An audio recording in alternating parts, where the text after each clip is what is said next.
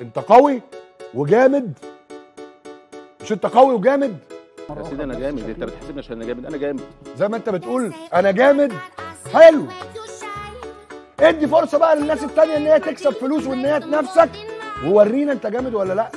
انا راجل باخد حقي، انت بتعمل حسابي، خلاص يبقى انا جامد خلاص. ورينا ايه المشكله، ولا انت خايف؟ ولا هغيرك، حاسسك انت بتخاف مني، خلاص تعال. ولا الزمالك البعبع، الزمالك اللي وهو بنص رجل بيعرف يكسب. الزمالك خلي بالك لغايه من سنتين ثلاثه بس كان واخد 80% من البطولات. ممكن على مدار التاريخ انت مش هتقدر تاخد بالك، كل مره اضحك عليك.